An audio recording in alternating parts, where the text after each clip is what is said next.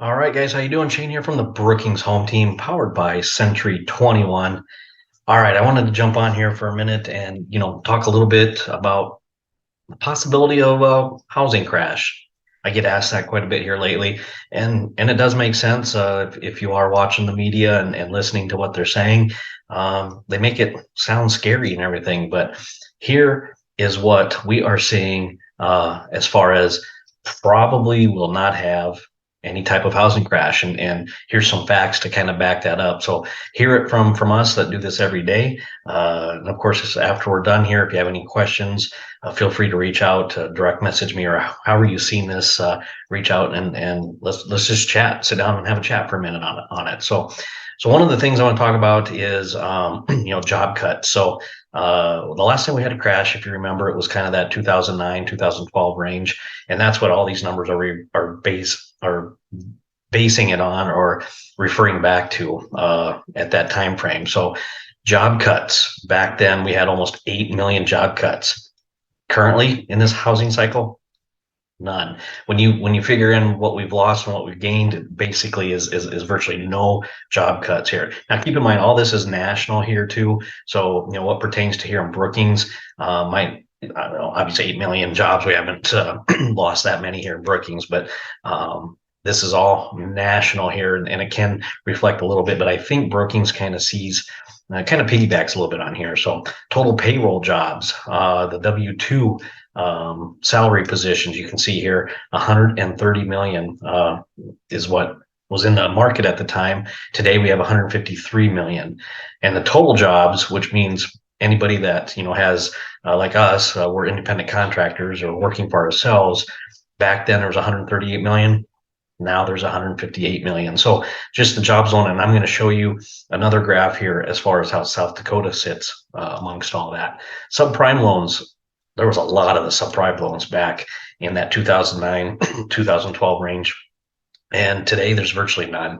The banks have, kind of tightened their belts and are a little more pickier on who gets mortgages here now. So that helps a little bit as well.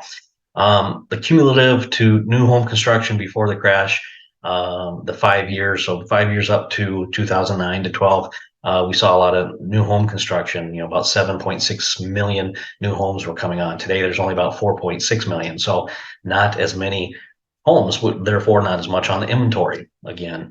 And speaking of that, inventory on the market. So back then we had close to 4 million homes on the market.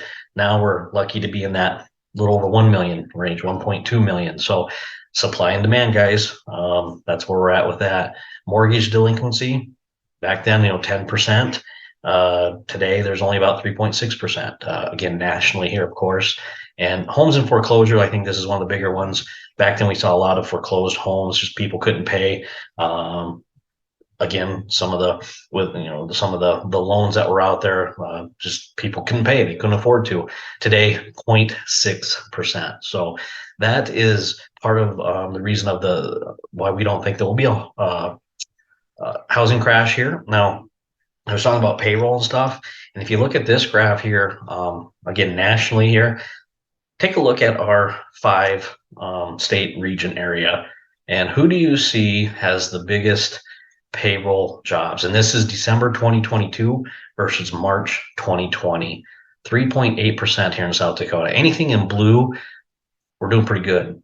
If you get in that peach and red range, not so good. So even our neighboring states here with North Dakota, Nebraska, Iowa, Minnesota, not as good as South Dakota here at 3.8%. So we have a pretty good job payroll. Now, if you ask some of the Brookings businesses, obviously everybody's looking for help, but not as bad as our neighboring states here either. So one more graph to show you here, guys. Here's our annual forecast based on the number of units sold and the home prices and then the dollar volume here, or volume.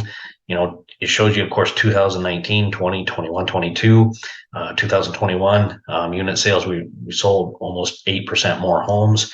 2020, it was almost 6%. And you can see the home prices started going up then at 9%, 17%. In 2022, we didn't sell as many homes. We were down. Again, lack of inventory. but home prices were still going up 10%, which gives us kind of a median of -8% dollar volume. Here's the forecast. So look at this. So in 2023, they're forecasting, excuse me, 7% down again in unit sales sold. Again, lack of inventory. Home prices will probably even out, and that's what I've been saying here for about a year now. Not quite a year. Last fourth quarter or so, we was predicting that we're going to probably see it kind of level back out to what we were used to seeing. And in 2024, we'll probably jump up again a little bit in home unit sales and maybe see a little price increase on home prices of about 5%. So the good news is you don't see any negative numbers on here, and that's just because of everything that we've just talked about previous to this. So hopefully that helps you out a little bit there. I'm Shane with the Brookings Home Team, and again, if you have any questions, please feel free to reach out to myself or any of us, of our agents here on the Brookings Home Team. We're happy to talk to you and try to fill you in a little bit more. So thanks again. Have a great day, and we hope to see you soon. Bye now.